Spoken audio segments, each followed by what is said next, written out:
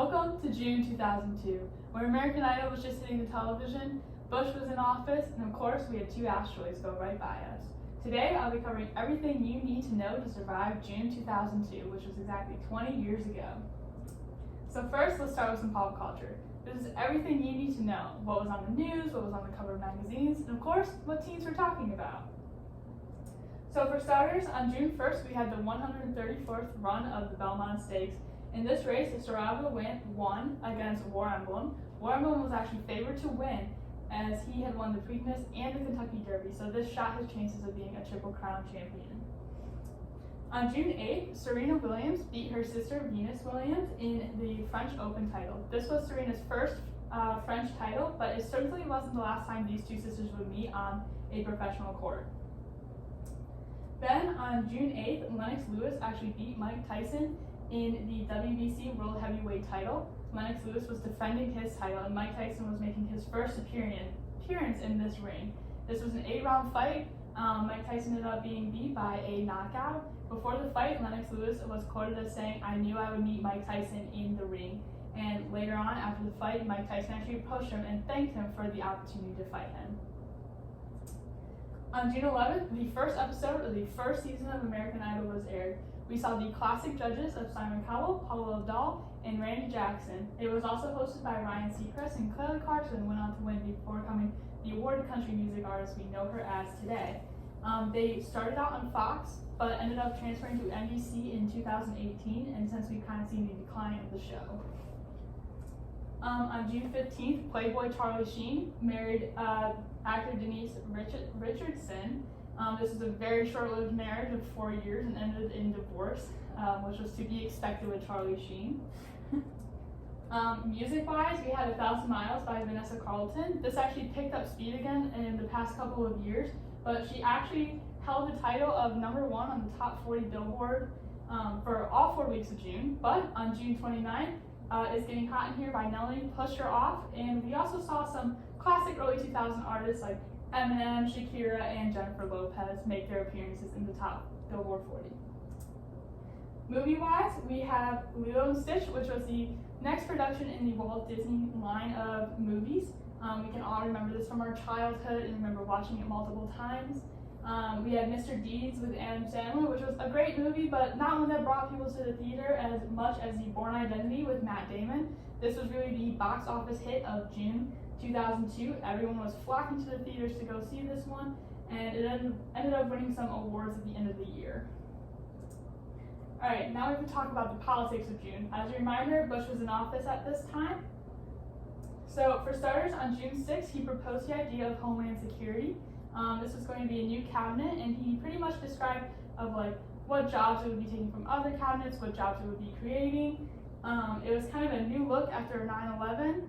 On June 15th, he actually ended up sending everything to Congress along with his cabinet nominee to be approved before it was actually pushed forward as becoming a standard cabinet that we have today. Then on June 13th, we actually pulled from the Anti-Ballistic Missile Treaty, which was a very dated treaty that we were in with to kind of stop the arms race of the Cold War.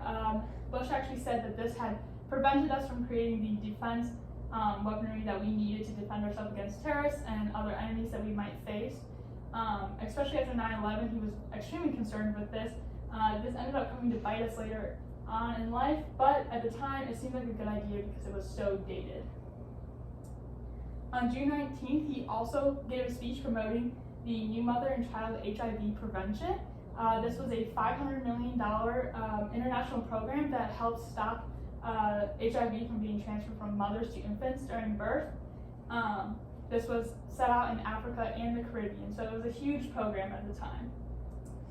On June 28th, Congress also started to evaluate an energy bill, which would promote renewable energy resources and give tax cuts to businesses that implemented these renewable resources. This was relatively new at the time. Renewable resources were still kind of undiscovered, and with the rising war in Iraq and the other Middle East countries, this was very important for Congress to push through and approve. And then on June 29th, the Vice President, Dick Cheney, took over as acting president for exactly 2.5 hours while Bush was under a medical procedure. Nothing major happened during these two and a half hours. It was pretty uneventful. And fun fact, Bush was actually getting a colonoscopy at the time, so not fun for him. So now let's talk about some science and tech stuff that was going on during June 2002. Of course, we still have the Nokia. It was reigning king at the time. Everyone had one. It was really the only cellular device anyone really had, and as we know them today, the undestructible brick could never be broken. Napstar and WorldCom actually filed for divorce.